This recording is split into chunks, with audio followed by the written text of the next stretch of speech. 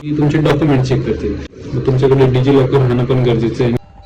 नमस्कार मित्रांनो, मी भूषण स्वागत करतो तुमचं पुन्हा एका नवीन व्हिडिओमध्ये. आज आपण जाऊया पासपोर्ट ऑफिसामध्ये डॉक्युमेंट जमा करण्यासाठी, फोटो काढण्यासाठी. बघू काय काय नाही. मग मी तुम्हाला नंतर इन्फॉर्मेशन देऊन देईन की कसं काय राहतं. चला निघूयात, करूयात सुरुवात. की आपल्या पासपोर्टचा नाशिक रोडला तो पण आता तिथेच चाललेलो आहे.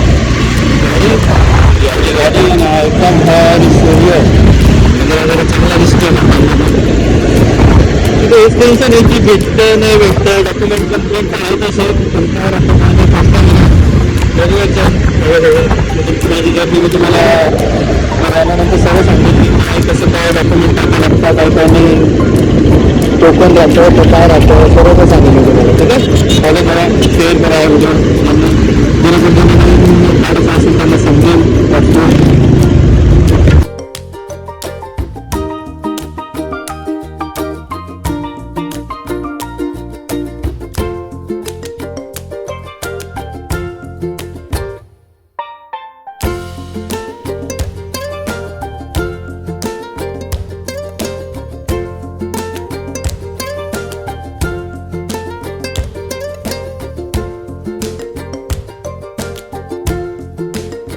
झालेलं आहे पण त्यांनी तिथं मोबाईल अलाउड नव्हता केलेला. म्हणजे बाहेर पण नव्हता, बाहेर मी व्हिडिओ काढायची कोशिश केली होती पण मग तो सिक्युरिटी गार्ड म्हटलं की नाही फोटो व्हिडिओ नाही काढू शकत.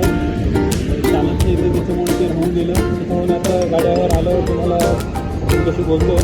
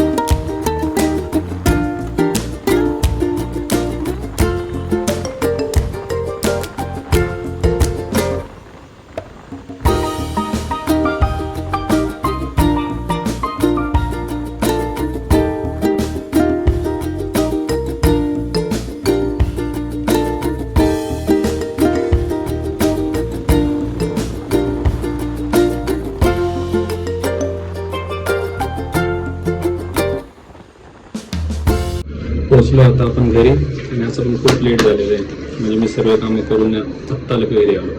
तर ठीक आहे, तर मग मी तुम्हाला आता हे सांगतोय की आपण जेव्हा सकाळी पासपोर्ट ऑफिसात गेलो होतो त्याच्यानंतर ती प्रोसेस कशी होती. ठीक आहे, आपण पासपोर्ट ऑफिसात गेल्यानंतर आपण जेव्हा एक फॉर्म घेतो तर त्याच्या मागे एक स्कॅनर राहते. तर ते स्कॅनर चेक करतात सिक्युरिटी तुमची बॅग वगैरे चेक करेल. त्याच्यानंतर आपण मध्ये जायचं.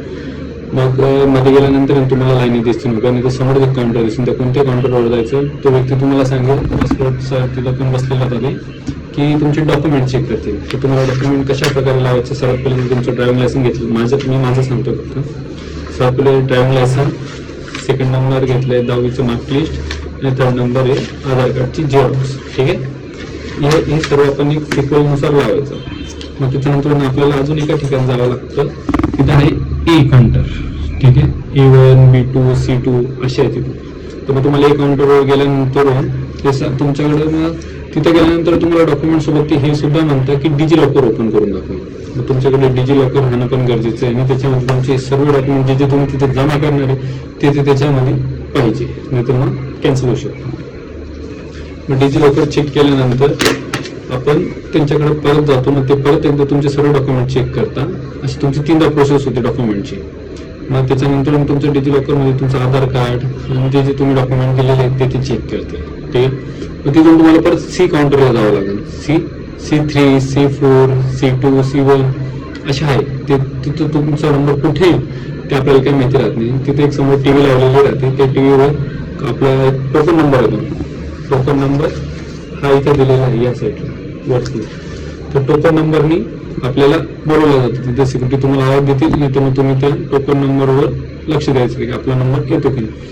मग मध्ये गेल्यानंतर ते मॅडम विचारतात की पासपोर्ट काढायचं आहे, फ्रेशर आहे, तुमच्याकडे ऑलरेडी आहे, मग तुम्ही का काढताय, ते तुमचं रिझन सांगायचं. मी तर डॉक्युमेंटसाठीच काम सांगितलेलं, एवढं काय बोललेलं नाही ते. मग त्यांनी पण एकदा तिथं मध्ये डिजिलॉकर चेक केलं. डिजिलॉकर खूप महत्वाचं आहे, तर तुमचं तिथं डिजिलॉकर चेक होईल. ठीक आहे, बस एवढीच प्रोसेस आहे, जास्त काही नाही. पण जाताना एक गोष्ट नेहमी लक्षात ठेवायची, तुमच्याकडे तुमचे ओरिजिनल डॉक्युमेंट पाहिजे. ठीक आहे, सायबर म्हणून जे पण तुम्हाला फॉर्म भेटले असेल ते सुद्धा पाहिजे. जर ओरिजिनल डॉक्युमेंट नसतील तर तिथंच ते तुम्हाला परतगारी करून देतील. आणि डिजिलॉकर कंपल्सरी आहे, कंपल्सरी. पप्पाचा नंबर आहे, मम्मीचा नंबर आहे, हे चालत नाही तिथे. आपलाच नंबर पाहिजे. आणि जर नंबर त्यांचा असेल तर त्यांच्यावरून डिजिलॉकर ओपन करायचं आणि ते डिजिलॉकर मोबाईल घेऊन यायचं सोबत. ठीक आहे, तर बस एवढं जातं. व्हिडिओ बघितल्याबद्दल धन्यवाद. चॅनलला लाईक करा, सबस्क्राईब करा.